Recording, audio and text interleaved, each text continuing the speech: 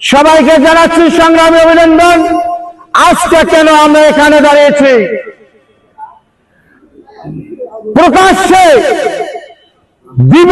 প্রকাশ্যে আমাদের ভাইকে সাবেক স্বেচ্ছাসেবক দলের বিপ্লবী সাধারণ সম্পাদক, যিনি লালমনিরহাটের ব্যাপারে বিভিন্ন সময় পরিবেশে আমরা গিয়েছিলাম, আমাদেরকে মনোবল যোগার জন্য আইজুল ভাই আমাদের সাথে সবসময় যোগাযোগ রাখত।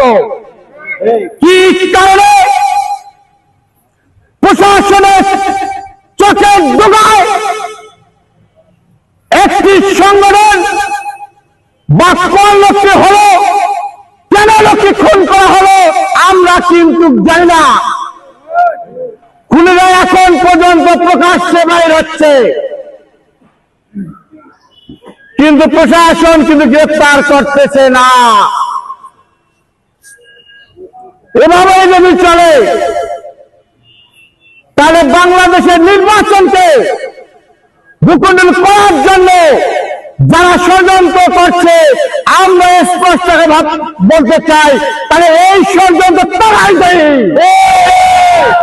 অবিলম্বে আমার ভাইদের খুনিদের অবিলম্বে গ্রেফতার করতে করে সুষ্ঠু তদন্তের মাধ্যমে দিয়ে যেন এই খুনি করার আর কেউ সাহস না পায়, তার দৃষ্টান্তমূলক শাস্তির ব্যবস্থা করতে হবে।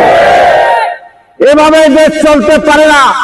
আজ যারা ভাবতেছে একের পর এক খুন করে এই নির্বাচনকে বানচাল করবে, তাদেরকে আমি বলতে চাই, তাহলে তোমরা এখন পর্যন্ত মায়ের কোলে ঘুমিয়ে আছো।